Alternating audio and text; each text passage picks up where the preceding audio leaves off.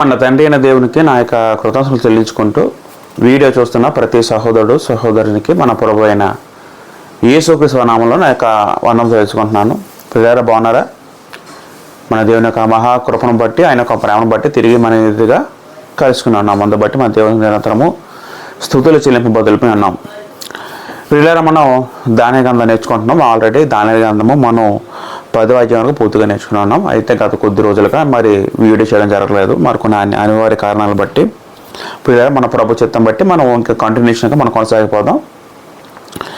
మనం ఇంకా దానియ గ్రంథంలో కేవలం రెండు అధ్యాయాలు ఉన్నాయండి. 11వ అధ్యాయము 12వ అధ్యాయము. ఈ 2 అధ్యాయులు పూర్తిగా నేర్చుకున్నట్టు మనం పూర్తిగా దేవుని యొక్క మహాచిత్తం బట్టి మనం దానియ గ్రంథం పూర్తిగా కంప్లీట్ చేసిన వారమే ఉంటాం. అయితే పిల్లలు మనం ఒకసారి మన లెసన్లోకి వెళ్ళిపోతాం, ఇంకా టైం వేస్ట్ చేయొద్దు. గతసారి మనం నేను నేర్చుకున్న పిల్లలు దాని కింద 10వ అధ్యాయం నేర్చుకున్నాం. ఒకసారి అక్కడ 10వ అధ్యాయంలో దాని ఒక దర్శనం కనబడుతుంది. ఆ దర్శనంలో భాగంగా సన్నని నారబట్ట ధరించుకున్న వ్యక్తి కనబడడం మనం చూసాం. ఆయన యొక్క రూపం ఒక వర్ణన గురించి మనం దాని గ్రంథము 11వ అధ్యాయం 6 నుంచి మనం చదువుకున్నాం. అయితే అక్కడ స్పష్టత లేదు, అది యేసుక్రీస్తు వారా లేకపోతే మరొక దేవతలకు సంబంధించిన స్పష్టత లేదు. కాబట్టి మనం ఎందుకంటే ఒక 6వ వచనం నుంచి చదువుకున్న వ్యక్తి యేసుక్రీస్తు వారు అయితే 10వ వచనంలో అప్పుడు ఒకటి మాట ఉంటుంది. అప్పుడు ఒక వ్యక్తిని అంటే వేరొక వ్యక్తి వచ్చి దానితో మాట్లాడుతున్నాడు, లేకపోతే నారద బట్ట ధరించుకున్న ఆ వ్యక్తి వచ్చి దానితో మాట్లాడ క్లారిటీ లేదు. కాబట్టి మనం అక్కడ అలా సందిగ్ధంగా ఉండిపోయింది ఆ విషయం. ఒకవేళ అప్పుడు ఒకటి మాట రాయబడిన 10వ వచనంలో ఆ వ్యక్తి ఈ దర్శనం చూసిన వ్యక్తి ఒకే వ్యక్తి అయితే ఆ వ్యక్తి దేవత అయ్యి ఉండొచ్చు. ఎందుకంటే అప్పుడొకడు అన్న పదం మాట చదువుకుంటే ఆ వ్యక్తి మనం చదువుకున్న ఆల్రెడీ ఒకసారి జ్ఞాపకం చేస్తున్నాను, రివైవ్ చేస్తున్నాను. 13 చదువుకుంటే దానియ గ్రంథము 10:13 చదువుకుంటే పారసీకుల రాజపతి 20 యొక్క దినములో నన్ను ఎదిరించిన పదం ఉంటుందండి. అక్కడ నన్ను ఎదిరించినట్టు ఆ మాట అది దేవతతో ఉంటుంది తప్ప యేసు మాట అలాగే ఇప్పుడు అనరు. ఎందుకంటే ఆయన దేవుడే ఉన్నాడు కాబట్టి ఆయన ఎదిరిన శక్తి ప్రపంచంలో లేదండి యేసుక్రీస్తు అని. కాబట్టి ఈ మాట ఉంటుంది దేవదూత అంటాడు కాబట్టి యేసు ఇప్పుడు ఆ మాట అనరు. కాబట్టి 13 చదువుకున్న పారసీకుల రాజపతి 21 దినములు నన్ను ఎదిరించను అని ఎవరంటున్నారు? దానియేలుతో అప్పుడొకడు అనే పదం ఎక్కడైతే ఉందో 10వ వచనంలో ఆ వ్యక్తి దానియేలుతో ఉంటున్నమాట. కాబట్టి ఈ వ్యక్తి దేవదూత అయ్యి ఉండొచ్చేమో మనం ఆలోచించాం. ఈ వ్యక్తి దేవదూత ఖచ్చితంగా. 10వ వచనం నుంచి చెప్తున్న మాట అంతా దేవదూత. అయితే ఈ దేవదూత అతను చూసిన దానిలో ఇప్పుడు చూసిన దర్శనం కనబడిన ఒక రూపము, ఈ వ్యక్తి ఆ వ్యక్తి ఇద్దరు ఒకరితో మనకు క్లారిటీ లేదు కాబట్టి మనం అలాగా ఉంచిస్తాం. కాబట్టి ఆ వ్యక్తి దానియేలు చెప్పడం జరుగుతుంది. దానియేలు ఒక దర్శనం చూసాడు, దర్శనం చాలా అతన్ని కలవరపరిచింది. ఆ విషయం ఆల్రెడీ 10వ అధ్యాయంలో పూర్తిగా నేర్చుకుని ఉన్నాం. అక్కడతో అయిపోయింది. మనం ఇప్పుడు 11వ అధ్యాయం జాయిన్ అవుతాం. అయితే పిల్లలు మనం ఒకటి గమనించవలసిన విషయం ఏంటంటే 11వ అధ్యాయము 12వ అధ్యాయము 2 కంటిన్యూషన్గా ఉన్న అధ్యాయాలు. అంటే మనకి అధ్యాయ వారికి వెలుగొట్టినప్పుడు కూడా 11వ అధ్యాయం నుంచి 12వ అధ్యాయము ఎంతవరకు అంటే 12వ అధ్యాయం 3 వరకు ఇదంతా కూడా ఒకే కంటిన్యూషన్ ఉన్న భాగం అని అది గమనించండి. 11వ అధ్యాయం 1వ వచనం నుంచి 12వ అధ్యాయం 3వ వచనం వరకు ఎంత కూడా ఒకే కంటిన్యూషన్ ఉన్న భాగాలు. అయితే బైబిల్ అంతట్లో ఇది ఒక గొప్ప ప్రవచనంగా పేర్కొనబడింది. అంటే గొప్ప ప్రవచనం అంటే ఒక కేవలం చాలా మాటలు ఉంటాయండి, ఒక మాట అయితే కాదు. దాని గ్రంథం 11 అధ్యాయంలో నుంచి 40 వచనాలు ఉంటాయి. 12 అధ్యాయంలో 3 వచనాలు, మొత్తం 48 వచనాలు. 40 వచనాలు కంటిన్యూస్ ఒకే ప్రవచనం గురించి దేవుడు రాయించి, అంటే బైబిల్ అంతట్లో ఒక పెద్ద ప్రవచనంగా పేర్కొనవచ్చు ఈ అధ్యాయాన్ని. రైట్. అయితే మనం ప్రధానంగా మనం ఏం చూస్తామంటే పిల్లరా 11వ అధ్యాయంలో గ్రీకుల వారి గురించి ఎక్కువ ఉంటుంది. గ్రీకుల వారి రాజుల మధ్య జరిగిన సంఘటనల గురించి ఎక్కువ రాయించబడింది. వాళ్ళు యూదులను ఏ విధంగా హింసిస్తారో వారి గురించి కూడా మనం రాయించబడింది. అవన్నీ మనం ఒక్కొక్కటిగా చదువుకుంటూ వస్తాం. మనం ఈ ఎపిసోడ్లో ఈ అధ్యాయం పూర్తిగా 11వ అధ్యాయం నేర్చుకోం, కానీ కొంతవరకు మన యొక్క టైము విధిని బట్టి మనకి ఎంతవరకు టైం వస్తుందో అంతవరకు మనం కొంత భాగంగా నేర్చుకుందాం. మిగతా రిమైనింగ్ భాగం ప్రభు చిత్తం మీద మనం వచ్చే ఎపిసోడ్లో నేర్చుకునే ప్రయత్నం చేద్దాం. మనం 10వ అధ్యాయం నేర్చుకున్న 10వ అధ్యాయం నేర్చుకున్నప్పుడు ఒక మాట మనం చదువుకున్నాం. 10వ అధ్యాయం 14 చదువుకుంటే అక్కడ దేవదూత దానియేలుతో అంటే ఒక మాట ఆలోచిద్దాం. ఈ దర్శనపు సంగతి ఇంకా అనేక దినముల వరకు జరగదు, అయితే దినముల అంతమందు నీ జనమునకు సంభవింపవు ఈ సంగతి నీకు తెలియజేయవచ్చుదని అతను నాతో చెప్పాను. అయితే ఒక పదం వాడాడు దేవత. ఏంటి పదం అంటే ఈ దినముల అంతమందు నీ జనమునకు సంభవించు అని పదం వాడారు. 10:14 ఈ దినముల అంతమంది అంటే అది మనం ఎలా అర్థం చేసుకోవాలంటే యెరూషలేము నాశనము 70లో జరిగింది క్రీస్తు శకము. అది అక్కడ వరకు అని అర్థం చేసుకోవచ్చు అండి, అక్కడ దాకే. అంటే ఈ దినముల అంతముందు అంటే మనం ఎలా అర్థం చేసుకుంటే అది 2 రాకడ సూచించే రోజైతే కాదండి, ధర్మశాస్త్ర యుగం అనుకోవచ్చు. లేకపోతే మీకు ఈ హింసలు ఎంతవరకు స్టార్ట్ అవుతాయో చివరి అక్కడ వరకు అనే విధంగా అర్థం చేసుకోవచ్చు. తర్వాత ఇది ఎవరికి సంభవించబోతుందంటే నీ జన్మ పదప్రయోగం వాడారు. నీ జన్మ అంటే ఎవరంటే అక్కడ ఎస్పెషల్ ఆ కాంట్రాక్ట్ బట్టి ఆలోచించగలిగితే నీ జన్మ అంటే ఇశ్రాయేలు విషయం అర్థం అవ్వాలని. రైట్. అయితే మనం ఇంతకుముందు చూసినట్టుగా మిఖాయేలు స్థిరపరచడానికి వెళ్తున్నానని ఆ దేవత చెప్పడం జరుగుతుంది. అయితే ఎందుకంటే ఆత్మీయంగా మనకు తెలియకుండా కొన్ని సంఘటనలు జరుగుతుంటాయి. విషయం మనం ఆల్రెడీ గత వారం నేర్చుకున్నాం, అంటే గత ఎపిసోడ్లో నేర్చుకున్నాం. ఇది భౌతికంగా జరిగిన మాటలైతే కాదు, ఆత్మీయంగా ఆత్మల మధ్యన వాటి దేవతల మధ్య జరిగిన మాటలన్నీ మనం వాటి మీద జరిగినవి ఆల్రెడీ కొద్ది మాటలు మనం ఆలోచించాం. మనం ఇప్పుడు మొదటి రోజు చదువుకుంది పిల్లలు 11 మొదటి రోజు చదువుకుంటే మాదీయుడగు దర్యావేషు మొదటి సంవత్సరం ముందు మిఖాయేలు స్థిరపరచుటకును బలపరచుటకు నేను అతని యొద్ద నిలవబడి తిని అని ప్రయోగం వాడబడింది. అయితే ఇక మన జాతకు ఆలోచిస్తే మాదీయుడగు దర్యావేషు మొదటి సంవత్సరం ముందు అంటే ఎప్పుడో సంవత్సరం మనకు తెలుసు 539 BC. మనం చాలాసార్లు నేర్చుకున్నాం. 539 BCలో అప్పటి నుంచి కూడా పర్షియా మాదీయ పార్షికుల యొక్క పరిపాలన స్టార్ట్ అయితే మొట్టమొదటిగా 539 మాదీయుడు దర్యావేషు పరిపాలించిన విషయం మనకు తెలుసు. దర్యావేషు తర్వాత కోరెషు పరిపాలించే విషయం మనకు అందరూ తెలుసు, ఆల్రెడీ మనం చాలాసార్లు నేర్చుకున్నాం. అది ఇంచుమించు ఏ సంవత్సరం అంటే క్రీస్తు శకం 539 అర్థం చేసుకోవచ్చు. అయితే మాదీయుడుకు మొదటి సంవత్సరం ముందు మిఖాయేలును స్థిరపరచుటకు బలపరచుటకు నేను అతని యొద్ద నిలబడి తిని. ఇక్కడ నేను పదం ఎవరంటున్నారు? ఇక్కడ పదము నేను అంటే ఇప్పుడు 10వ వచనంలో దాని గంధం 10వ వచనంలో అప్పుడొకడు అనే మాట ఎవరైతే వాడుతున్నారో ఆ దేవదూత అంటున్నాడు. అంటే దేవదూత కంటిన్యూస్గా అంటున్న మాట. ఆ చివరి మాట 11 మొదటి రోజు రాయబడిందని అది మనం అర్థం చేసుకోవచ్చు. కంటిన్యూస్గా వస్తున్న మాట. ఇక్కడ ఏమంటాడు దేవదూత దర్యావేషు మొదటి సంవత్సరం అంటే అర్థం అంటే ఇప్పుడు మన 10వ ఏం చదువుకున్న మొదటి వచనంలో కోరెషు పరిపాలన 3వ సంవత్సరం పదం వాడబడింది. అది 535 అయితే మళ్ళీ ఇక్కడ దర్యావేషు మొదటి సంవత్సరం అంటున్నారు ఏంటి అంటే ఇక మనకి ఏం విషయం అర్థం అవ్వాలంటే వాస్తవానికి దర్శనం కలిగింది ఎప్పుడు కలిగిందంటే అంటే ఇప్పుడు ఈ దర్శనం కలిగింది కోరెషు పరిపాలనలో కలిగింది. ఇప్పుడు 3వ సంవత్సరమో బెల్తషాజరు మనం 10వ మొదట చదువుకుంటే పారసీక రాజు కోరెషు పరిపాలన కాలంలో 3వ సంవత్సరంలో బెల్తషాజరు అన్న దానియేలుకు ఒక సంగతి బయలుపరచబడింది. ఎప్పుడు బయలుపరచబడింది? కోరెషు కాలంలో బయలుపరచబడింది. 3వ సంవత్సరం అంటే 535 534 అనుకుంటే మళ్ళీ ఇప్పుడు ఇక్కడ ఈ దేవదూత ఇక్కడ ఏమంటారంటే దర్యావేషు మొదటి సంవత్సరం ముందు మిఖాయేలు స్థిరపరచుటకు నేను నిలువబడిన పదం వాడారు. అంటే అర్థం ఏంటంటే వాస్తవానికి దర్శనం కలిగింది ఎప్పుడు? కోరెషు టైంలో దర్శనం వచ్చింది. అయితే ఇక్కడ సందర్భం బట్టి ఏం చెప్తున్నాడంటే అంటే నేను మా దేవదూత ఏమంటున్నాడంటే నేను దర్యావేషు టైం నుంచి కూడా నేను మిఖాయేలు అంటే ఎవరు ఆయన దేవదూత మనం ఆలోచించాం. మిఖాయేలును స్థిరపరచుటకు బలపరచుకు నేను అతని అంతా నిలువబడుతున్నా అన్నాడు. అంటే నేను అప్పటి నుంచే మిఖాయేలుకు సహాయం చేస్తానని అక్కడ ఆ దేవదూత అనడం జరుగుతుంది. అదే అర్థం చేసుకోవాలి. వాస్తవానికి దర్శనము దాని కలిగింది కోరెషు కాలంలోనే, కాకపోతే అంటే అప్పటికి బయలుపరచబడింది, అంతకుముందు బయలుపరచబడలేదు.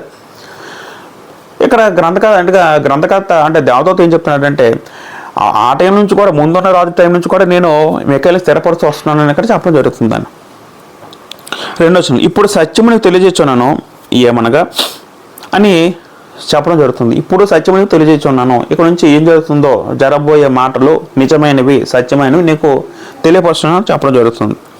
ఏమనగా ఏంటంటే ఇంకనూ 3 రాజులు పారసీకం మీద రాజ్యము చేసిన పిమ్మట అందరికంటే అధిక ఐశ్వర్యము కలిగిన 4వ రాజు ఒకడు వచ్చును. అతడు తనకున్న సంపత్తు చేత బలవంతుడై అందరినీ గ్రీకుల రాజ్యమునికి విరోధంగా రేపను అని ఇదంతా కూడా ప్రవచనం అండి. ఇంకా 11:2 వచనం మొత్తం ప్రవచనాలు అంతా ఉంటాయి. ప్రవచనం అంటే భవిష్యత్తులో నెరవేరబోయేది. నిజంగా దేవుని గ్రంథం ఎంత అద్భుతమైందంటే దేవుడు సర్వజ్ఞుడు అండి. దేవుడు భవిష్యత్తు గ్రంథం ఎరిగినవాడు. ఇప్పుడు 11 మొత్తం దానికన్నా మొత్తం అన్ని ప్రవచనాలేనండి. ఇవన్నీ ప్రవచనాలు దేవుడు ముందే చెప్పాడండి. ఎన్నో 100 సంవత్సరాల ముందే దానియేలుతో ప్రవచించాడు. నిజంగా ఎగ్జాక్ట్గా అలాగే జరిగాయండి. అది దేవుడికి ఒక గొప్పతనం. దీన్ని బట్టి మనకు విషయం అర్థం అవ్వాలంటే దేవుడు సర్వజ్ఞుడి విషయం మనకు అర్థం అవ్వాలండి. దేవుడు భవిష్యత్తు కలిగిన వాడి విషయం మనకు అర్థం అవ్వాలండి. ఇప్పుడు చదువుకుని పిల్లరా, ఇంకా నా 3 రాజులు పారసీక మీద రాజ్యం చేసిన పిమ్మట ఇక ఒక పదపర్యంగా వాడబడింది. 3 రాజులు మనకి మాదీయ పారసీకల రాజు గురించి మనం ఆలోచించగలిగితే పిల్లరా, మనం ఇప్పుడు వాస్తవం చదువుకుంటే ఇప్పుడు అది అక్కడ ఆ వ్యక్తి ఏమంటున్నాడంటే, దేవదూత ఆల్రెడీ ఆయన దర్యావేష్ కాలంలో ఉన్నాడు దేవదూత. అప్పటి నుంచే మాట్లాడుతున్నాడు. అంటే ఇప్పుడు మొదటగా దర్యావేషు మొదటి రాజు అండి. ఎవరికి? మాదీయ పారసీకులు మొదటి రాజు దర్యావేషు. తర్వాత ఎవరు వచ్చారంటే కోరేషు వచ్చారండి. ఇవన్నీ మనం ఆల్రెడీ నేర్చుకున్నంత ముందు మరొకసారి జ్ఞాపకం చేస్తున్నాం.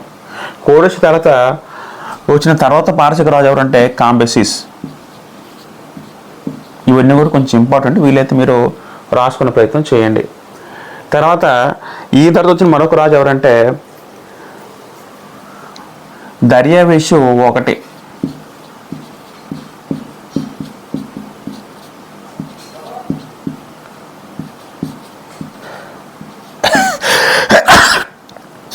హిస్టాపెస్. తర్వాత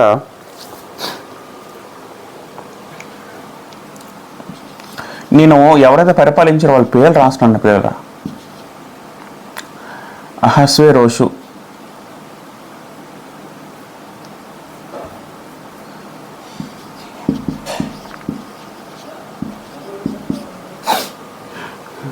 తర్వాత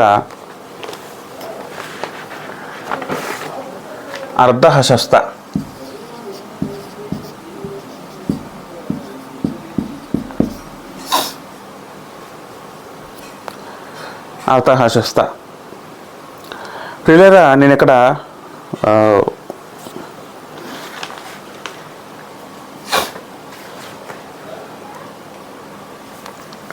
దర్యావేషు ఇంచుమించు 539 లేదా అనుకుంటా, 539 నుంచి 537 వరకు అనుకుంటే, 536 నుంచి 530 వరకు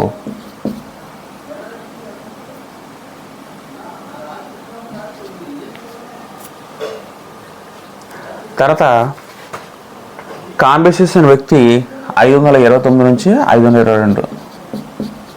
పిల్లరా, ఈ అధ్యాయం మొత్తం అంతా కూడా చరిత్ర ఉంటుందండి. మొత్తం చరిత్ర. మరి దీంట్లో అంటే ప్రవచనాల్లో చరిత్ర ఉంది కాబట్టి మనం అవన్నీ నేర్చుకుంటూ రావాలి. మొదటి దర్యావేషు హిస్టాపెస్ అనే వ్యక్తి 521 నుంచి 486. ఈ కాలాలు కూడా మనకు కొంచెం ప్రాముఖ్యమైనవి. అహస్వేరోషు 1 485 461.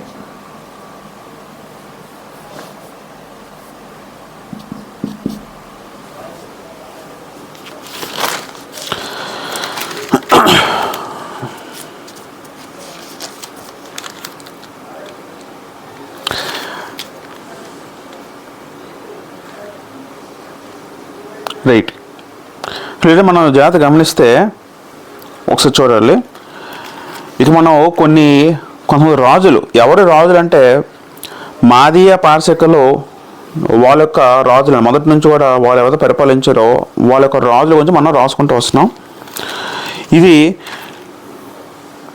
మొత్తం వాళ్ళ యొక్క రాజుల లిస్ట్ అండి.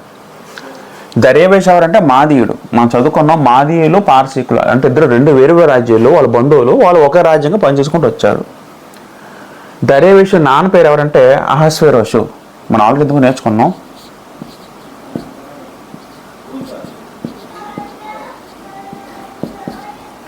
ఈ మాట మనం ఎక్కడ చదువుకున్నాం? దానియేలు గ్రంథము 9వ అధ్యాయంలో మొదటి వచనంలో ఉంటుందండి. ఆయన కుమారుడు దర్యావేషు మొదటి రాజు అయితే కోరేషు,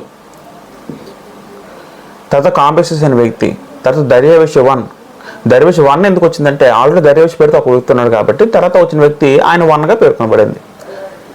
అహస్వేరోషు 1 కూడా ఎందుకు పేర్కొనబడింది అంటే ఆల్రెడీ అహస్వేరోషు ఒక వ్యక్తి ఉన్నాడు కాబట్టి మళ్ళీ కన్ఫ్యూజ్ అవ్వకుండా ఆయన తర్వాత వ్యక్తి అదే ఆయన పేరు పెట్టుకుని 1గా పిలవబడ్డాడు. తర్వాత అర్థహశస్త 1, అర్థహశస్త. ఈయన ఈ అహస్వేరోషు 1 485 నుంచి 465, అర్థహశస్త 465 నుంచి 424.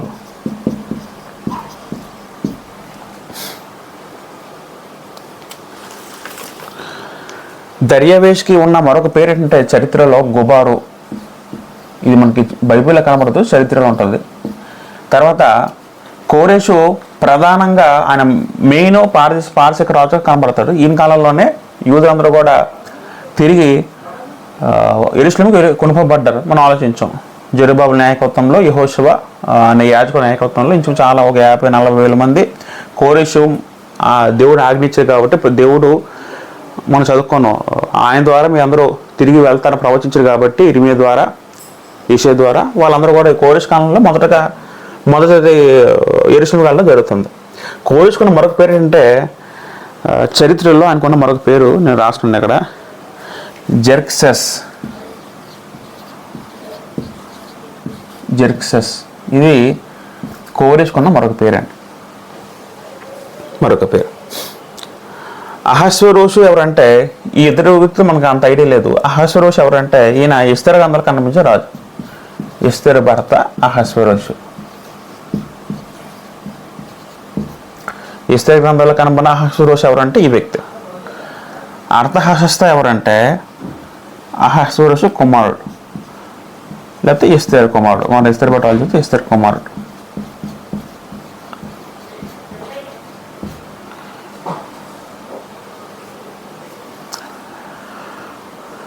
కోరేషు యూదులకి చాలా మంచి చేశారండి వాళ్ళు తిరిగి పంపడం ద్వారా. అహస్వేరోషు కాలంలో మనకు తెలుసు హామాన్ అనే వ్యక్తి మొర్దెకై అనే వ్యక్తి మీద అసూయపడి తనకు నమస్కరించలేదని, తనకి గౌరవించలేదని, మొత్తం యూద జాతిని నాశనం చేయాలని కంకణం కట్టుకున్న వ్యక్తి హామాన్. అయితే దేవుడు ఎస్తేరు ద్వారా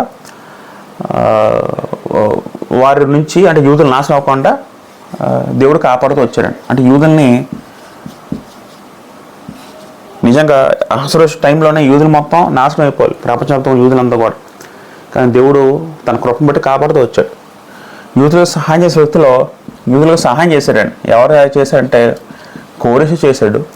కాంబిసేస్ పెద్ద కనబడదు ఆయన సహాయం చేసినట్టు, అతను పట్టించుకోలేదు.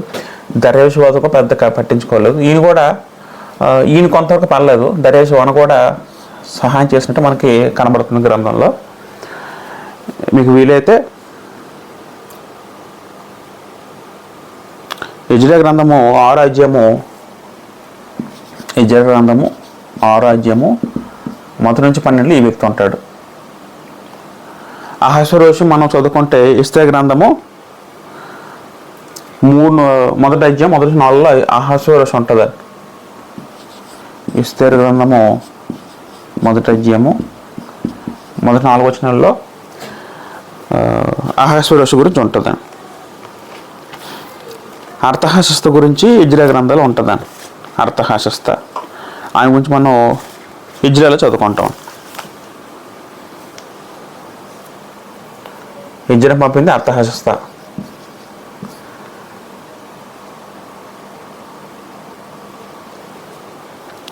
అది ప్రియులారా, ఈ వ్యక్తి మరి నలుగురిలో ఇక్కడ చదువుకుంటే దానియేలు 11వ అధ్యాయం చదువుకుంటే ఇక్కడ మనం ఏముంది, అక్కడ ఇంకనూ 3 రాజులు పారసీక మీద రాజ్యం చేసినమాట. అందరికంటే అధిక ఐశ్వర్యం కలిగిన 4వ రాజు ఒకటి వచ్చును. 3-4 పదం వాడారండి అక్కడ. వాస్తవానికి దర్యావేషును స్టార్ట్ చేసుకుంటే ఈయన కాలంలో దేవతతో మాట్లాడుతుంది కాబట్టి ఈయన పక్కన తీసేస్తే 1, 2, 3, 4 అంటే 4 అంటే ఎవరు? అహస్వేరోషు కాలంలో ఈయన ఎలా అధిక ఐశ్వర్యం కలిగిన 4వ రాజు అంటే చాలా ధనవంతుడు రాజుగా కనబడుతున్నాడు. పారసీక రాజు ధనవంతుడు. నిజమైన మాట నిజమే. ఎందుకంటే ఈ నలుగురిలో ఈ టైంలో బాగా పర్షియా సామ్రాజ్యం విస్తరించింది. ఎస్తేరు గ్రంథం కూడా చదువుకుంటూ ఒకసారి ఎస్తేరు గ్రంథంలో కూడా ఆయన గురించి చెప్పబడుతూ ఆయన యొక్క సింహాసనం, ఆయన యొక్క సంస్థానాలు ఎంతవరకు విస్తరించాయో, ఆయన ఎంతవరకు ఉన్నాయో మా అక్కడ చదువుకుంటాం. ఒకసారి మనం ఎస్తేరు గ్రంథము మొదటి అధ్యాయం మనం చదువుకుంటే మొదటి వచనంలో అహస్వేరోషు దినముల్లో జరిగిన చర్యల వివరము. హిందూ దేశం మొదలుకొని అంటే అర్థం ఏంటి? ఇండియా నుంచి, భారతదేశం నుంచి కూషు దేశం వరకు, కూషు దేశం అంటే ఇథియోపియా దేశం వరకు 120 సంవత్సరాలు అహస్వేరోషు ఏలెను. అంటే అహస్వేరోషు అంటే మించుమించు ప్రపంచం నేలే రాజు కదండి. ఆ కాలంలో 120 సంవత్సరాలు ఏలేటండి. మొత్తం ప్రపంచానికి చక్రవర్తిగా పనిచేశారండి. చాలా డబ్బున్న వ్యక్తి, చాలా ధనవంతులుగా పేర్కొనబడ్డాడు. అది చరిత్ర కూడా సత్యంగా పేర్కొనబడింది. రెండో ఆ కాలం ముందు రాజు అనే అహస్వేరోషు శోషణ కోటల్లో నుండి రాజ్య పరిపాలన చేయగా, పర్షియా యొక్క మహా సామ్రాజ్యంలో వాళ్ళకు ఒక కోట ఉంటుంది. దాని శోషణ కోట అంటాం. మనం ఆల్రెడీ ఆలోచించాం. బబులోన్ రాజులో బబులోన్ నగరం ఏదైతే ఉందో, బబులోన్ రాజుగా వాళ్ళకి ఏ విధంగా పేర్కొనబడిందో ప్రాముఖ్య నగరంగా, పర్షియా సామ్రాజ్యంకి పర్షియా వాళ్ళ కోట ఏంటంటే శోషణ కోట అంటారండి. శోషణ కోట అని ఆలోచించాం. అయితే గ్రంథం చెప్పినట్టు మన 11:4 వెళ్ళిపోతే, 11 అధ్యాయంకి వెళ్ళిపోతే అక్కడ దేని వారికి సెలవు ఇచ్చినట్టు అధిక ఐశ్వర్యం కలిగిన 4వ రాజు వచ్చిన. ఆ 4వ రాజు ఎవరంటే అహస్వేరోషు అనే విషయం మనం ఆలోచించాం. ఆయన ఎవరంటే మన ఎస్తేరు గారి భర్త. అయితే ఇక్కడ గ్రంథం మరొక మాట ఏం చెప్తుందంటే, బలవంతుడై అతడు తనకున్న సంపత్తు చేత బలవంతుడై అందరినీ గ్రీకీయుల రాజ్యములకు విరోధముగా రేపును. అయితే ఈ వ్యక్తి ఏం చేస్తాడంటే, అందరికన్నా బలవంతుడై సంపత్తు చేత బలం చేత గ్రీకీయులు అంటే గ్రీకుల రాజ్యం విరోధముగా రేపును. అప్పుడు ఏమైందంటే పిల్లారా, ఇక్కడ చరిత్రలో మనం కొంత విషయం ఆలోచించగలిగితే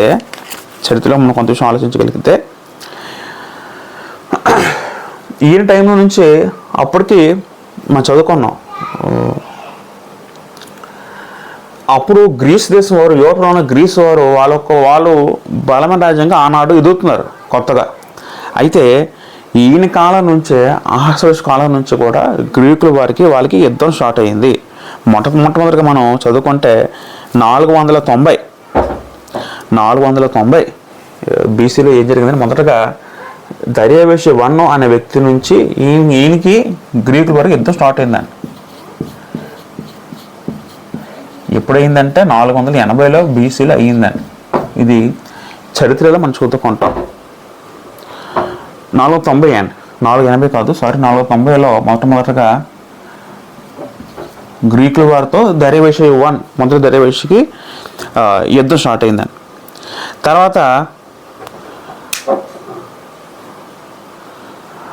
తర్వాత దీన్ని కొనసాగిస్తూ 480 సంవత్సరంలో 480లోనే అహస్వేరోషు ఈయన కూడా తన సైన్యంతో గ్రీకుల వారి దేశంకి వెళ్ళి వాళ్ళ యొక్క నావిక దళాలని వాళ్ళందరినీ నాశనం చేసి వాళ్ళ సైన్యాన్ని ఓడించి కూడా తిరిగి వచ్చారండి, తిరిగి పర్షియా దగ్గరికి. అంటే అప్పుడు రాజు అవ్వలేదు, కానీ అప్పటికి రాజకుమార్ ఈయన కాబట్టి ఈయన కూడా తన సైన్యంతో అక్కడికి వెళ్ళి వాళ్ళని జయించి తిరిగి రావడం జరిగినట్టు మనం చరిత్రలో చదువుకుంటాం. అంటే గ్రీకుల వారికి పర్షియన్స్ వారికి మధ్య జరిగిన యుద్ధం అనేది ఎప్పుడు స్టార్ట్ అయిందంటే క్రీస్తు పూర్వం 490లో స్టార్ట్ అయింది. దర్యావేషు మొదటి నుంచి స్టార్ట్ అయ్యింది. ఆ విషయం మనకు అర్థం అవ్వాలి. తర్వాత సంపూర్ణంగా అహస్వేరోషు ఈ టైంలో ఇంకా యుద్ధం ఇంకా ఎక్కువైందండి. అప్పుడు గ్రీస్ దేశం కూడా బాగా ఎదుగుతుందండి. ఆ యుద్ధతున్న గ్రీస్ వీళ్ళు ఎక్కడ మళ్ళీ మా మీదగా ముంచుకొస్తారని అప్పుడే ఈయన యుద్ధం స్టార్ట్ చేశాడు. వాళ్ళందరినీ ఓడించి తిరిగి వచ్చాడు. ఎవరంటే అహస్వేరోషు. మనం చదువుకుంటే చరిత్రలో థర్మోఫైలే, సలామిస్ అనే యుద్ధాలు అంటారు. యుద్ధం పేరటండి సాలామిస్ యుద్ధం, థర్మోఫైలే యుద్ధం. ఆ యుద్ధాల ద్వారా వాళ్ళ యొక్క నావిక దళాన్ని ఈయన జయించారండి. ఆ కాలంలో సముద్రాలు ఉండేవి కదండి. సముద్ర మార్గం ద్వారా ప్రతి ఒక్క రాజ్యం మరొక రాజ్యం దగ్గరికి వెళ్ళి వాళ్ళని జయించేది. అయితే ఆ నావిక దళాలను కూడా ఈ వ్యక్తి అహస్వేరోషు వెళ్ళి వాళ్ళని జయించారండి. ఆ విధంగా మొదటగా పునాది పడింది దర్యావేషు టైంలో. అయితే దాన్ని కొనసాగించింది ఎవరంటే అహస్వేరోషు. ఆ విధంగా అప్పటి నుంచి కూడా గ్రీకుల వారికి పర్షియా వారికి యుద్ధాలు స్టార్ట్ అయ్యాయి. అప్పుడు గ్రీకుల వారు కూడా వాళ్ళు ఊరుకోరు కదండి. వాళ్ళు కూడా ఎప్పుడు దెబ్బ కొడదామా అని వాళ్ళంతవరకు వాళ్ళు బాగా ఓడిపోయిన తర్వాత వాళ్ళు మెల్లిమెల్లిగా ఏం చేస్తారంటే వాళ్ళ యొక్క సైన్యాన్ని బలగాన్ని పెంచుకుంటూ అలా వాళ్ళ యొక్క యూరోప్ ఖండాల్లో ఉన్న గ్రీక్ వారు అలాగా వృద్ధి చెందుతూ వస్తూ ఉన్నారని. అది జరిగిన సందర్భం. ఇప్పుడు మనం చదువుకుంటే మూడో చదువుకుని పిల్లలు అక్కడ అంతలో సూర్యుడికి ఒక రాజు పుట్టి మహావిశాలమైన రాజ్యం నెల్లి ఇష్టానుసారంగా జరిగించును. తర్వాత ఈ మూడవ చెప్పిన మాట ఎవరంటే అంతలో సూర్యుడికి ఒక రాజు పుట్టి, ఎవరు చెప్తున్న మాట అంటే ఈ మాట ఎవరంటే ది గ్రేట్ అలెగ్జాండర్. అంతలో సూర్యుడు అంటే మహా యుద్ధవీరుడు అండి. నిజంగా అలెగ్జాండర్ గ్రేట్ చాలా యుద్ధవీరుడు కదండి. అతి తక్కువ కాలంలో ఎన్నో రాజ్యాలు జయించిన గొప్ప యుద్ధ వీడిగా కనబడుతున్నాడు చరిత్రలో కూడా. ఒక రాజు పుట్టి మహావిశాలమైన రాజ్యం వెళ్ళి ఇష్టానుసారంగా జరిగించును. తర్వాత ఆ విధంగా అలెగ్జాండరు ఎక్కడ పుట్టాడంటే మాసిదోనియాలో పుట్టాడు. మనం చదువుకున్నాం. యూరోప్ ఖండంలో ఆయన పుట్టాడు, గ్రీస్ దేశంలో పుట్టాడు. ఆ వ్యక్తి మనం ఆల్రెడీ ఇంతకుముందు చదువుకున్నట్టుగా దాని గ్రంథము 7వ అధ్యాయం చదువుకున్నట్టు చిరుతపుల్లిలాగా మొత్తం చిరుతపుల్లి ఏ విధంగా చురుగ్గా స్పీడ్గా పరిగెత్త ఆ విధంగా చిన్న చిన్న రాజ్యాలు జయించుకుంటూ మొత్తం ఒక పెద్ద సామ్రాజ్యానికి ఎదిగాడు. ఎవరంటే అలెగ్జాండర్ ది గ్రేట్. ఆయన గురించి కూడా దేవుడు మరొకసారి రాయించాడండి. మహావిశాల రాజ్యాన్ని ఇష్టానుసారంగా జరిగించను. ఎప్పుడు జరిగించాడంటే అప్పటి నుంచి కూడా మాదే పార్సల్కి గ్రీకుల వరకు ఇలా యుద్ధాలు స్టార్ట్ అవుతూ ఉన్నాయి. ఆఖరిగా క్రీస్తు పూర్వము 331లో అలెగ్జాండరు మొత్తం జయించాడండి. ఎవరిని? అలెగ్జాండరు మొత్తం మాదే పార్సల్ని ఓడించాడండి. పరిచయాన్ని ఓడించి వాళ్ళ యొక్క రాజ్యాధికారిని తన చేతికి చిక్కించుకున్నాడు. ఈ విధంగా 539 నుంచి ఇప్పుడు 540 అనుకోని 330 వరకు మాది యొక్క పరిపాలన కొనసాగింది. ఇంచుమించు 200 సంవత్సరాల పైన 200 సంవత్సరాలు అనుకోండి రఫ్గా. 200 సంవత్సరాలు మాదే పార్షికుల పరిపాలన స్టార్ట్ అయిందని. ఈ 200 సంవత్సరాల కాలంలో యూదులు స్వయంగా వాళ్ళకు స్వయం ప్రతిబద్ధక దేశం లేదు కాబట్టి యూదులందరూ కూడా వీల్ చైర్లో ఉన్నారండి. వీళ్ళందరూ అంటే యూదులు అంటే ఇస్రాయేల్ జనాంగం చెరకెళ్ళిపోయి కాబట్టి అందరూ కూడా వీళ్ళ పరిపాలన ఉన్నారండి. ఈ విధంగా ఇంచుమించు 200 సంవత్సరాలు వీళ్ళ పరిపాలన కొనసాగింది. అక్కడతో మాదే పార్షికుల వాళ్ళ యొక్క రాజ్యము అంతరించిపోయింది. రాజులు ఇంకా అంతరించిపోయారు. మరి ఇంక భవిష్యత్తులో ఈరోజు మనం చదువుకోబోము. ఇక్కడతో అయిపోద్ది మాదే పార్షికులు. అంటే దానికంత చివరికి వస్తుంది కాబట్టి మరి ఇంకా ఇంతవరకు మనం బబులోను రాజ్యం నేర్చుకున్నాం. 5-6 వరకు 4-5 వరకు నేర్చుకున్నాం. తర్వాత బబులోను రాజ్యం అంతరించిపోయింది.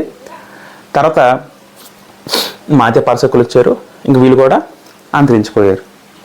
ఇప్పుడు మనం ప్రధానంగా గుర్తుపెట్టే విషయం ఏంటంటే మాదే పార్షికుల కాలంలో కోరేషు ఈయన ప్రథమంగా కనబడతారండి. దేవుడు ఎన్నుకున్న వ్యక్తి.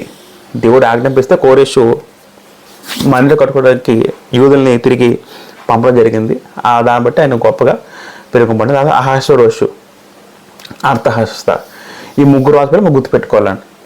ఈ 3 రాజులు కూడా మనకి ఇంపార్టెంట్. మనకి మన గ్రంథాల్లో కనబడిన రాజులు. రైట్. ఇక్కడతో మొత్తం ముగిసిపోయింది. అంటే వీళ్ళ టైంలో బలంగా ఉంది.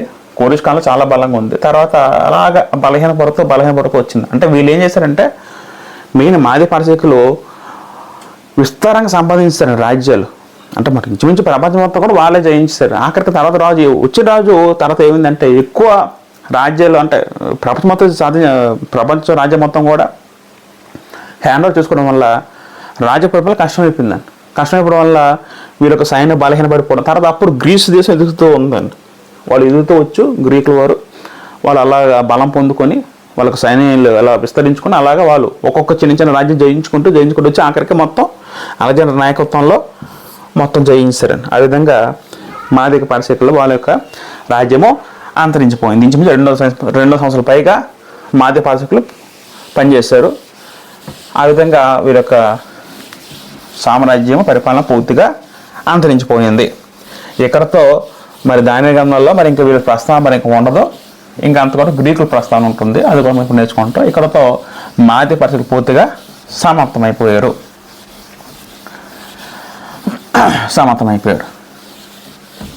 తర్వాత మనం ఆల్రెడీ ఇంతకుముందు ఆలోచించాం. ఆల్రెడీ మీకు ఇంతకుముందు మనం ఏడో అధ్యాయం చదువుకున్నాం. మొదటగా దేవుడు ముందే ప్రవచించాడు దానియేలు ద్వారా. రెండో అధ్యాయంలోనే ఒక పెద్ద ప్రతిమ రాజు కనపడడం, ఆ రాజుకు ఆ ప్రతిమ వివరణ ఏంటో దాన్ని చెప్పడం జరిగింది. ఆ వివరణ భాగంగా తల బంగారం అయితే బంగారం దేనికి సూచిగా బబులోని ఆలోచించాం. మనం గుర్చేస్తున్నాను.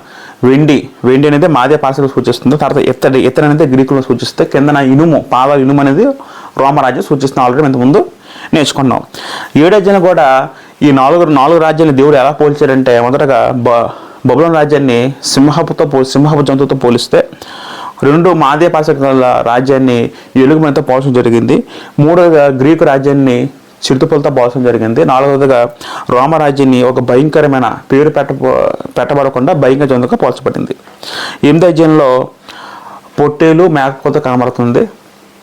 ఈ పొట్టేలు మాదే పాసకి కనబడుతుంది, ఈ మేకపోత అనేది గ్రీకుల వారికి కనబడుతుంది. ఈ విధంగా ఈ బబులోను, మాదీయ, పారసీక, గ్రీకులు, రోమవారి గురించి ఇంచుమించు ఒక 3 వర్ణనలు మన బైబిల్లో ఉంటుంది.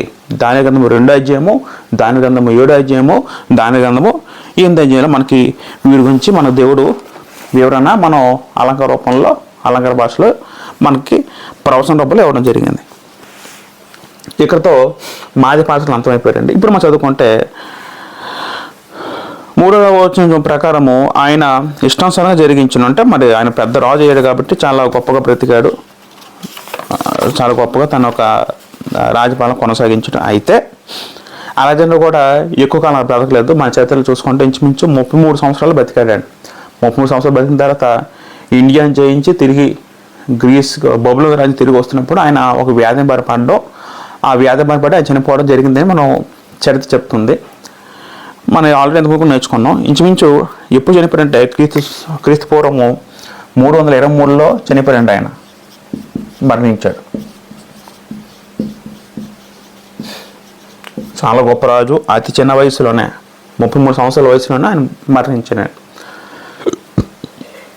తర్వాత చదువుకుందాం 4వ వచనం. అతడు రాజ్యం తర్వాత అతని రాజ్యము శిథిలమై ఆకాశపు నలుదిక్కులు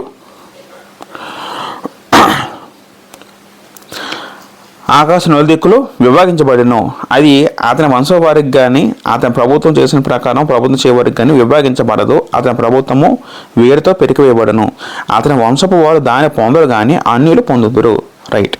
అయితే 11వ అధ్యాయంలో ఇప్పుడు మనం చదువుతున్న మాట ఏదైతే ఉందో, ఆల్రెడీ ఇంతకుముందు కూడా మనం దాని గ్రంథము 7వ అధ్యాయము 6వ వచనంలోను, దాని గ్రంథము 8వ అధ్యాయము 8వ వచనము మరియు 22వ వచనంలో కూడా ఆల్రెడీ చెప్పడం జరిగింది. ఏంటి చెప్పడం అంటే, ఇంతకుముందు కూడా ఆలోచించి మరొక జ్ఞాపకం చేస్తాను. అలెగ్జాండర్ చనిపోయిన తర్వాత అలెగ్జాండర్ వంశస్థులు రాజ్యం నేలలేదు. వాస్తవానికి ఒక రాజు చనిపోతే ఎవరు నెక్స్ట్ రాజు అవుతారంటే రాజు కొడుకు రాజు అవ్వాలి. కాకపోతే అలెగ్జాండర్ విషయంలో అలా జరగలేదని, అలెగ్జాండర్ కింద పనిచేసే సైనికులు ఎవరితో ఉన్నారో వారు రాజులేరండి. కొంత చరిత్ర మనం చదువుకోగలిగితే అక్కడ సాధారణంగా ఏమైంది అంటేనండి, అలెగ్జాండర్ చనిపోయిన తర్వాత అలెగ్జాండర్కి ఒక భార్య ఉంది. ఆ భార్య పేరు జస్ట్ మామూలుగా మీకు రాస్తాను, మీకు ఇన్ఫర్మేషన్ ఇవ్వడానికి, రొక్సానా. ఆవిడ పేరు రొక్సానా అండి. వాస్తవానికి ఈవిడ పర్షియా స్త్రీ. అలెగ్జాండరు పర్షియా స్త్రీని పెళ్లి చేసుకున్నాడు. ఆవిడ పేరు రొక్సానా. అయితే ఆవిడ విడిచిపెట్టాడు, విడాకులు ఇచ్చాడు. అంటే మరి విడాకులు ఇచ్చినట్టే. అంటే అలెగ్జాండర్ చనిపోయే టైంకి ఈవిడ ఇంక భార్యగా లేదు, ఆవిడ దూరంగా ఉంది. అయితే చనిపోయినప్పటికీ ఈవిడ గర్భంతో ఉందండి. ఆ గర్భంతో ఉన్నప్పుడు అప్పుడు జరిగిన సంఘటన ఏంటంటే, అక్కడ జరిగిన ఒక మాట ఏంటంటే పిల్లలు, అక్కడ గర్భంతో ఉన్నప్పుడు ఈవిని విషప్రయోగం ఇచ్చి చంపేశారండి జాతవేనారు. మనం మొదట మరొక విషయం కూడా ముందు గమనించాలి. ముందు ఇది కూడా ఆలోచిద్దాం. ఎప్పుడైతే మొదట ఇది ఆలోచిద్దాం, అలెగ్జాండర్ చనిపోయిన తర్వాత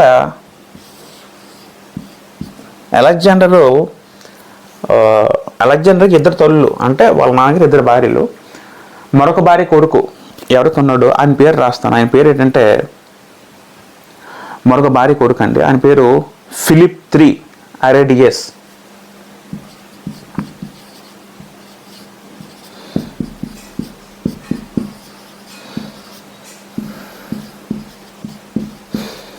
ఇవన్నీ కూడా గ్రీకులో కూడా పదాలండి. ఫిలిప్ అనే పదము, మనం చదువుకున్న ఫిలిప్ రాసిన పత్రిక, ఫిలిప్పులు అంటే గ్రీకులో చెందిన పదాలు, అవన్నీ అర్థం చేసుకోవాలి. ఫిలిప్ అనే అరేటేసిన వ్యక్తి ఈయన తమ్ముడు అయితే అలెగ్జాండర్కి, ఆ వ్యక్తి రాజ్యం పరిపాలన జరిగిస్తాడండి. అంటే సొంత తమ్ముడు కాదు, రెండో భార్య కొడుకు. అయితే ఈ వ్యక్తి రాజ్యం జరిగినప్పుడు ఏమైందంటే, అలెగ్జాండర్ తల్లి ఎవరైతే ఉన్నారో, అలెగ్జాండర్ తల్లి, వీడి తల్లి, ఆవిడ తల్లి పేరు ఏంటంటేనండి ఒలింపియస్, క్వీన్ ఒలింపియస్.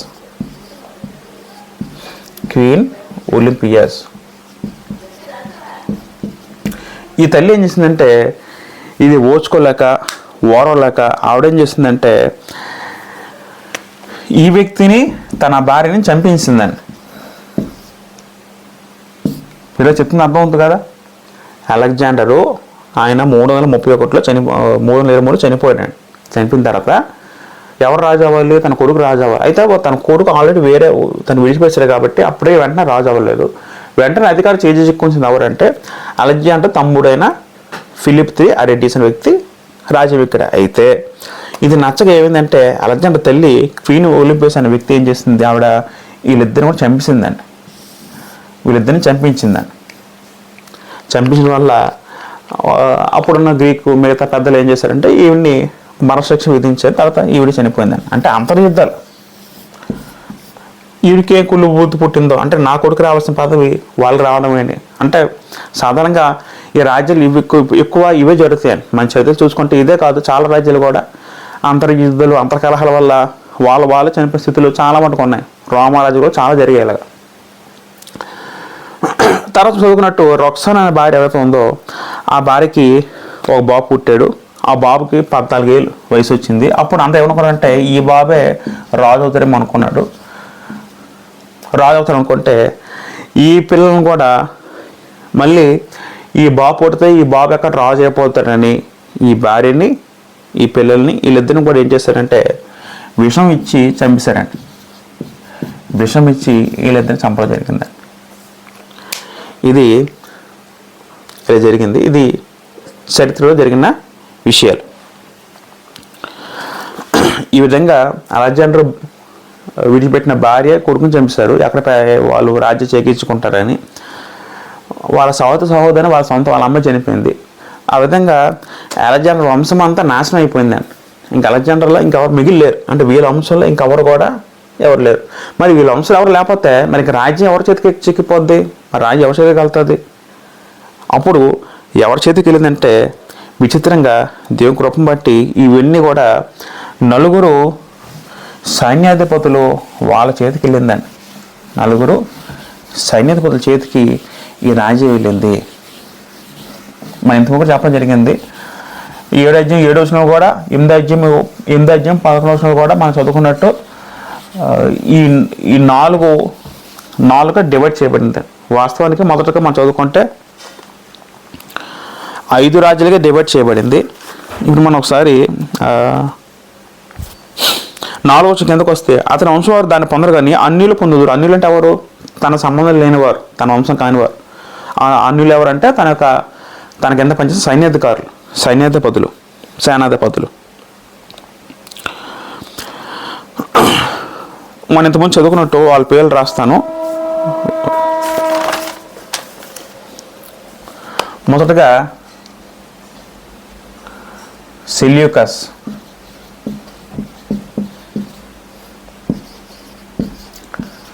టాలమీ,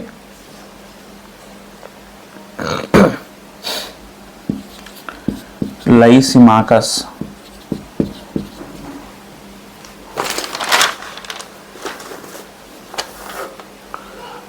కాసండర్,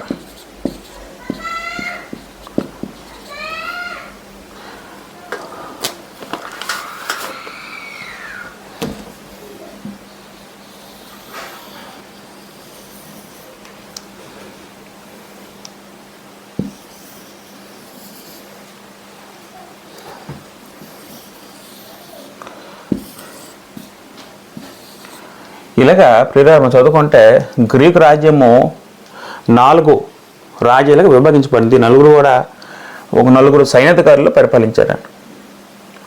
మనం ఇంతకుముందు చెప్పాను, మరొకసారి జ్ఞాపకం చేస్తున్నాను. ఆ కాలంలో, బైబిల్ కాలంలో కేవలము మూడు ఖండాలు ఉన్నాయి. ఆసియా ఖండము, యూరప్ ఖండము, ఆఫ్రికా ఖండము, మూడు ఖండాలు ఉన్నాయి. ఇప్పుడున్న 7 ఖండాలు ఆ కాలంలో లేవు.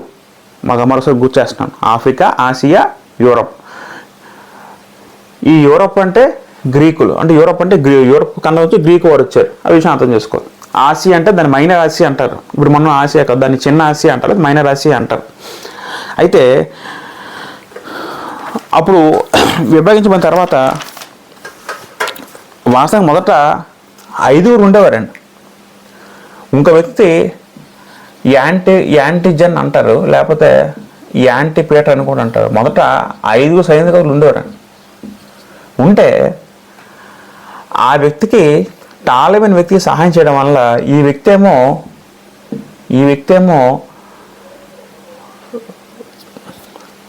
ఈ సెల్యూకస్ అనే వ్యక్తి ఏమో ఈ టాలెమీ వ్యక్తి సహాయం చేయడం వల్ల ఈ వ్యక్తి ఈయన జయించి, ఈయన చంపేసి, ఆయన కొట్టది చంపి ఆయన్ని ఈయన ఆక్రమించుకున్నాడు. ఆయన్నేమో ఈయన ఆక్రమించుకున్నాడు. ఈ విధంగా మొత్తం మొత్తం 5 ఉండేవారు. 5 కాస్త 4 అయ్యారు. ఆ విషయం గుర్తుపెట్టుకోండి. ఇక మనకి ఏముంటుందంటే 5వ వచనంలో, అయితే దక్షిణ దేశపు రాజును అతని అధిపతులలో ఒకడును, జాగ్రత్తగా గుర్తుపెట్టుకోండి, అతని అధిపతుల్లో ఒకడును బలం పొందెదరు.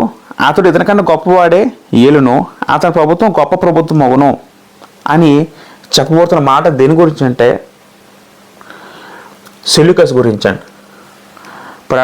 దాని గ్రంథము 11:5 చెప్తున్న మాట సెల్యూకస్ అనే వ్యక్తి గురించి. సెల్యూకస్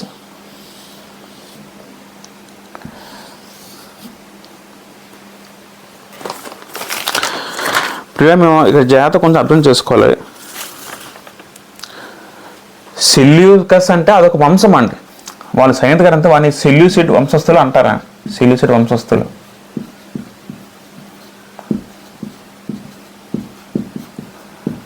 టాలెమీ అంటే అదొక వంశం, అదొక సైనిక గారి పేరైతే టాలెమీ తర్వాత వీళ్ళందరూ కూడా టాలెమీ వంశస్థులుగా పేర్కొనబడ్డారు.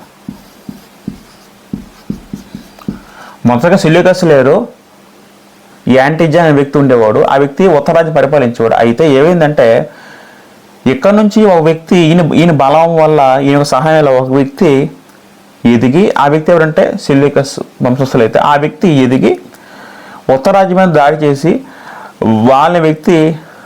ఆ వ్యక్తిని జయించి ఆఖరిగా ఈ టాలెమీ రాజ్యం కూడా కొంత భాగం ఈయన జయించారండి. ఈ పాయింట్ అర్థం అవ్వాలి విషయం. ఇది ఆ కాలంలో మొత్తం ప్రపంచం ఎర్త్ మ్యాప్ అయితే, ఎర్త్ మ్యాప్లో ఇది గ్రీకులు వారు జయించిన రాజ్యాలు ఈ విధంగా పేర్కొనబడ్డాయి. మనం ఇంతకుముందు కూడా నేర్చుకున్నాం. టాలెమీ అనే వ్యక్తి ప్రధానంగా ఈజిప్ట్ అంతా కూడా టాలెమీ చేతిలో ఉండేది. సెల్యూసిడ్ వంశస్థులు అంతా కూడా వాళ్ళు ఏం జయించారంటే సిరియా, ఆసియా మైనర్ అంతా కూడా వీళ్ళ చేతిలో ఉండదండి. లైసమాకస్ చేతిలో ఏముండదంటే థ్రేసు, యూరప్ సంబంధించిన థ్రేస్ అనే ప్రాంతము, ఆసియా మైనర్లో కొంత భాగం ఆసియా. క్యాసండ్రా చేతిలో ఏముండదంటే గ్రీసు, మాసిదోనియా.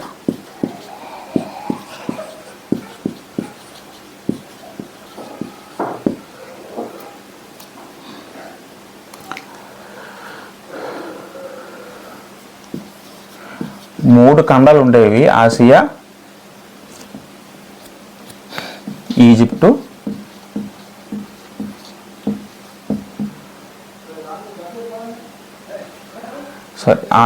ఆఫ్రికా,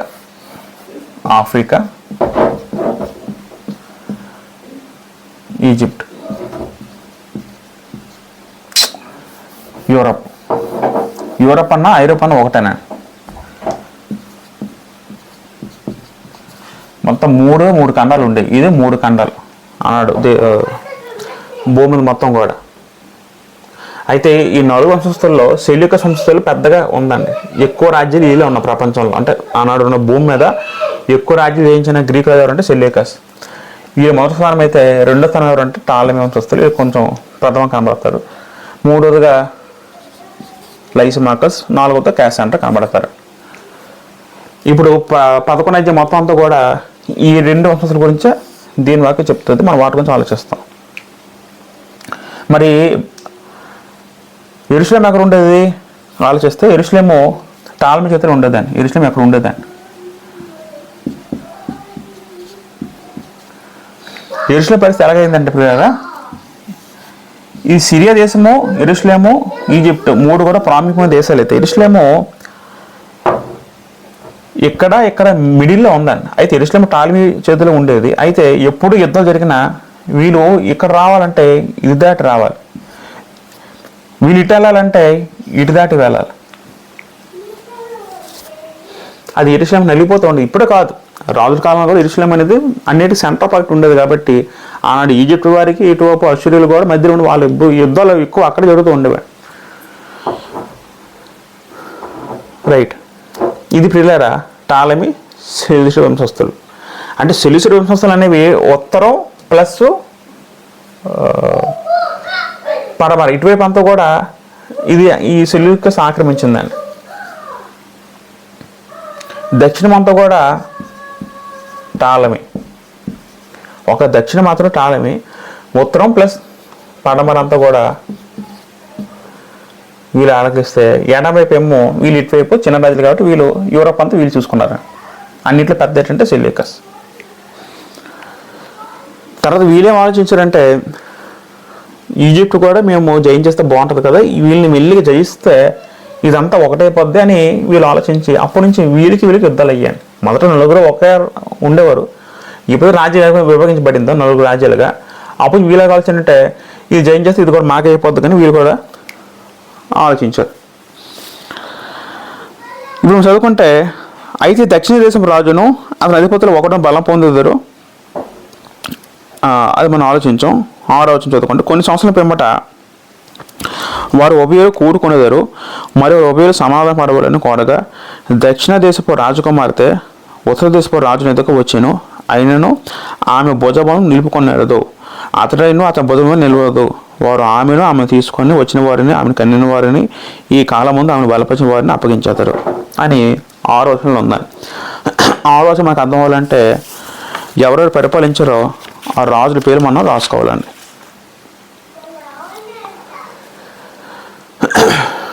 రాజుల పేరు మనం రాసుకోవాలి.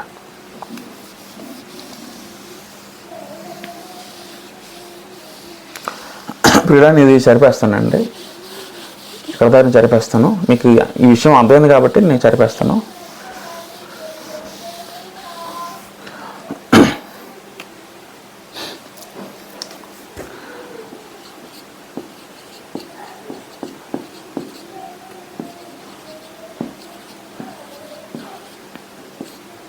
Seleucus, Ptolemy. మొదటగా సెల్యూకస్లో ఎవరు మొదటి రాజు అంటే సెల్యూకస్ వన్ నికోటర్. ఇవంతా చరిత్రనండి. మనం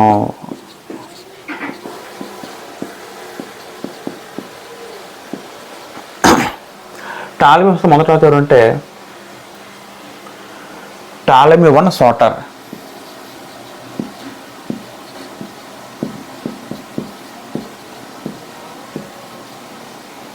నేను పేర్లు రాస్తానండి, కొన్ని పేర్లు.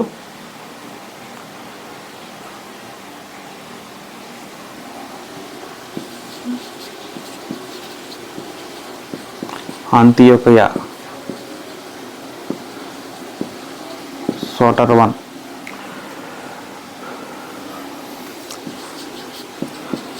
అంతియోక్ 2, థియోస్,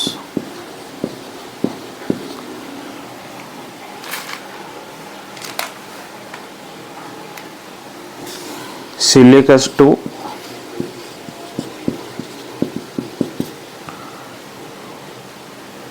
కలీనోకస్,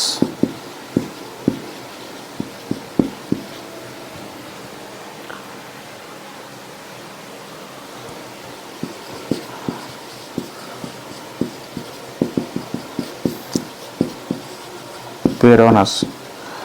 మనకు టైం అవుతుంది కాబట్టి మనం ఈ వచ్చిన చేత ముగించేద్దాం. ఇక్కడ ఇటువైపు రాసుకుంటే టాలమీ టు ఫిలదెల్ఫస్.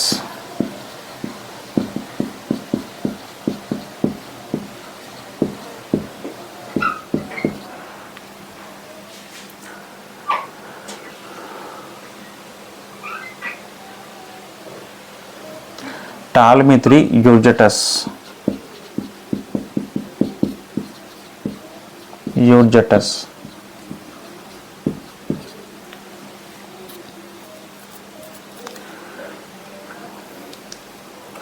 టాలమీ 4 పిలోపేటర్.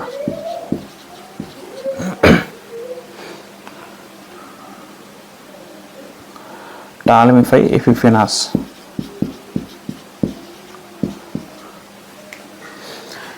ఇది సెల్యూకస్ రేపు టాలమీ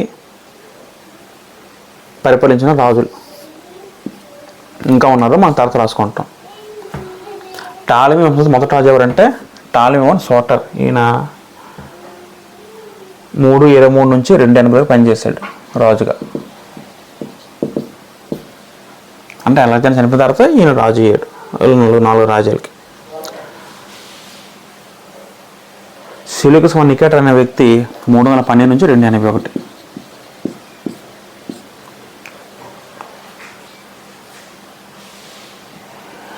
రెండు 81, 261. ఇది కొంచెం కష్టంగా ఉంటే పిల్లగా మనం తప్పదు, మనం నేర్చుకోవాల్సిందే. 261, 246.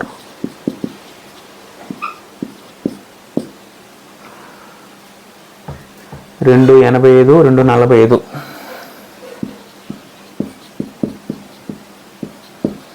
245, 221. ఇదే అండి.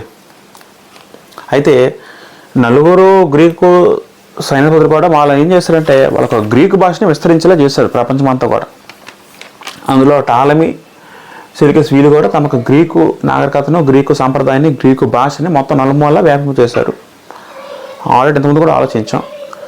వీళ్ళ యొక్క కృషి మూలంగా గ్రీకు భాష మొత్తం ప్రపంచవ్యాప్తంగా అలవాటు అయ్యింది. ఇప్పుడు ప్రజెంట్ ఇంగ్లీష్ భాష ఏ విధంగా ఉందో వీళ్ళ కాలంలో గ్రీక్ భాష ఆ కాలంలో ప్రతి ఒక్కరు కూడా మాట్లాడే భాషగా, ప్రపంచం మొత్తం మాట్లాడే భాషగా ఉందని. ఇప్పుడు మనం ఎంత చదువుకున్నట్టు వీళ్ళకి యుద్ధాలు చదువుతూ ఉండేవి. అయితే తర్వాత ఏమైందంటే ఇప్పుడు మనం చదువుకుంటే కొన్ని సంవత్సరాల పిమ్మట కొన్ని సంవత్సరాల తర్వాత ఏమైందంటే వారు ఒబేలో కూడుకుని వేరు. వీళ్ళిద్దరు కూడా కలిసిపోయారంటే ఏ విధంగా కలిసిపోయారంటే వీళ్ళిద్దరి మధ్య జరిగిన ఒక మ్యారేజ్ సంబంధం వల్ల ఇద్దరు కలిసిపోయారండి. ఎవరి మ్యారేజ్ ఇక్కడ దేవుడు గ్రంథం చెప్పిందని. మరియు వారు ఒబేలో సంబంధ పడవలను కోరగా దక్షిణ దేశపు రాజకుమార్తె ఉత్తర దేశపు రాజు ఎదుకు వచ్చును. ఇక్కడ ఏం చెప్పండి దేవుని వాక్యం ఏం సార్లు వస్తుందంటే దక్షిణ దేశపు రాజకుమార్తె ఎవరంటే వ్యక్తి టాలమీ 2 దక్షిణ దేశపు రాజకుమార్తె. టాలమీ 2 ఫిలదెల్ఫస్ ఎవరైతే ఉన్నారో వీళ్ళు దక్షిణ దేశం కదండి,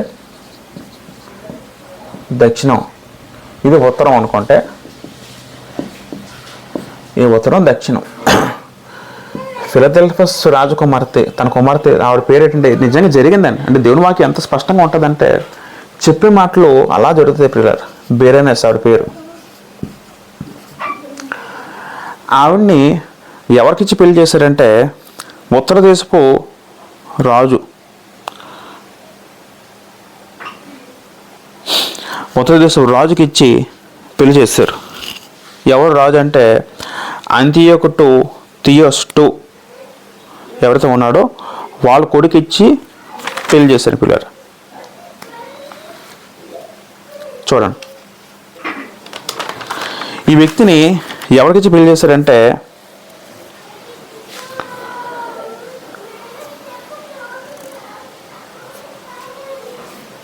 అంతియోకు థియోస్ ఈ వ్యక్తి పెళ్లి చేసుకున్నాడు. పెళ్లి కూతురు, ఈ వ్యక్తి పెళ్లి కొడుకు. ఈ వ్యక్తిని వీళ్ళకి ఉత్తరాజ్యంకి ఇచ్చారండి. ఎందుకు ఇచ్చారంటే ఇలాగా మ్యారేజ్ జరిగితే భవిష్యత్తులో ఇంకా మరి యుద్ధాలు ఉండవు, ఎదురు మధ్యన సామర్థ్య బాంధవ్యాలు వస్తాయి, ఇద్దరు ఒకటవుతా ఆ విధంగా ఆ ఉద్దేశంతో అందరూ ఒకటవుతా ఉద్దేశంతో సంబంధం కలుపుకున్నారు దక్షిణ రాజ్యం ఉత్తర రాజ్యంతో. అయితే తర్వాత జరిగిన సంఘటన ఏంటంటే గ్రంథం ఏం చెప్పింది అక్కడ 5వ వచనం 6వ వచనంలో, అయినను ఆమె భుజబలము నిలుపుకొన నేరదు, అతడైను అతని భుజము నిలువాడు, వారు ఆమె తీసుకొచ్చి ఆమె కన్నిన వారిని ఈ కాలం ముందు ఆమెను బలపరిచి వారిని అప్పగించెదరు. ఇక్కడ పదం వాడారండి. భుజబలము నిలుపుకొని అర్థం ఏంటంటే అధికారము నిలబెట్టుకొనలేదు అని అర్థం వస్తుందని. ఏదో నిలబెట్టుకోలేదంటే తర్వాత జరిగిన సంఘటన ఏంటంటే చరిత్రలో ఈయనకు ఆల్రెడీ పెళ్ళి అయిపోయిందండి. ఎవరు పెళ్ళి అయిందంటే ఈ థియోస్ అనే వ్యక్తికి ఆల్రెడీ పెళ్ళి అయిపోయిందండి. ఈ వ్యక్తికి మరొక భార్య ఉంది, ఆవిడ పేరంటే లవోదియస్ భార్య. ఆ కాలంలో బహుభార్యత్వం ఎక్కువ ఉండేది. మొదటి భార్య ఈవిడ ఏం చేస్తుందంటే రెండో భార్య ఈవిడ అవుతుంది కాబట్టి ఈవిడ పగపెంచుకొని ఈవిడ ఏం చేస్తుందంటే ఇతన్ని ఈయన్ని భార్యని వీళ్ళిద్దరు పుట్టిన బిడ్డని ఈ ముగ్గురు కూడా విషం వచ్చి చంపిస్తుందండి. విషప్రయోగం పెట్టి చంపిస్తుందండి. ఇందాక ఆలోచించాం అలెగ్జాండర్ తల్లి ఏ విధంగా విషం చంపిస్తుందో ఫిలిప్ అనే వ్యక్తికి, ఈ వ్యక్తి కూడా రెండో భార్య మొదటి భార్య ఏం చేసిందంటే ఈ వ్యక్తికి ఈ రెండో భార్యకి ఆ బిడ్డ ముగ్గురు కూడా చంపిస్తుందండి. ఆ కాలంలో ఎక్కువ విషప్రయోగాలు జరుగుతూ ఉండే పూర్వకాలంలో. ఎవరినో వంట మనిషితోనే ఎవరితోనో విషం ఇచ్చి వాళ్ళు తింటున్న ఆహారంలో వాళ్ళు విషం కలిపి వాళ్ళు చంపించేవారు. మనం చదువుకుంటే నెహెమ్యా గారు రాజు దగ్గర భోజనం అందించేవాడుగా పాన దగ్గర ఉంటాడు. అర్థం ఏంటంటే ముందు చెక్ చేస్తారండి. రాజు దగ్గరికి ఏది వచ్చినా సరే పూర్వం రాజులు పెట్టుకున్నారు వాళ్ళ దగ్గర అలాగా, అంటే విషప్రయోగం గురి కాకుండా మేము చనిపోకుండా ఏం చేస్తారు మొదట టెస్ట్ చేసేవారు. అంటే పరిశీలకుడు నెహెమ్యా డ్యూటీ కూడా అదేనా, ఆ భోజనం కానీ కరెక్ట్గా ఉందా దాంట్లో ఏమైనా కలిసి విషప్రయోగం ఆయన టెస్ట్ చేసి పంపాడు. రాజుగా భోజనం చేస్తారు. పూర్వకాలంలో ఇలాంటి ఎక్కువ జరిగాయి. చరిత్రలో మనం చూసుకొని చాలా జరిగాయి. ఎప్పటి నుంచో వస్తున్న వాడుక అంతా కూడా.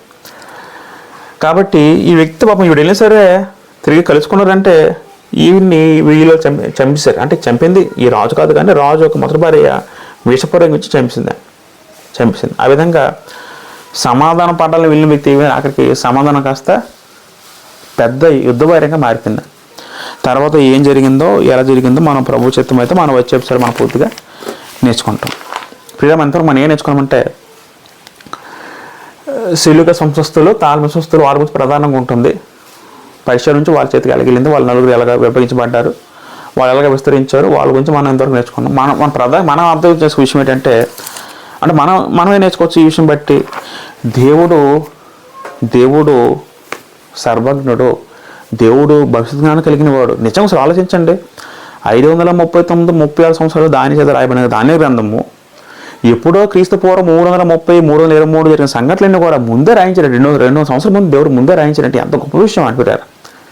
పేరుతో సహా, పేరు లేకపోయినప్పుడు కూడా ఆమె అంటే ఎవరు ఎక్కడ ఈ వచనంలో మనం చదువుకున్న 6-7 వచనంలో ఆమె అంటే ఆవిడ బెర్నిసిన స్త్రీ. మనం 3వ చదువుకుంటే ఒక సూర్యుడు పోతాడు గొప్ప రాజు వ్యక్తి ఎవరు అలెగ్జాండర్. అంటే నిజంగా దేవుడు ఎంత గొప్పగా రాయించిపోయారు. దీన్ని బట్టి మనం నమ్మచ్చండి దేవుని వాక్యము సత్యమైన గ్రంథం అని. నిజంగా దేవుడు గొప్పవాడు, దేవుడు బలవంతుడు, దేవుడు జ్ఞానబలము గలవాడు అంటాడు దానియేలు 2వ అధ్యాయంలో. దేవుడు సర్వజ్ఞుడు, ఆయన భవిష్యత్తును ఎరిగినవాడు, దేవుడు సమస్తము కూడా నెరవేర్చగల వ్యక్తి. ఇవన్నీ నిజంగా జరిగి అదే మనం తిరిగి రిపీట్ చేసుకుంటున్నాం. ప్రభు చిత్తమైతే మరొక విపులంగా మరొక సంక్షిప్తంగా మనం నెక్స్ట్ లెవెల్ మనం పూర్తిగా నేర్చుకునే ప్రయత్నం చేద్దాం. ఇంతవరకు వాక్యం ఓపిక విన్న సహోదరులను మనసు యొక్క వందనం తెలుసుకుంటున్నాను.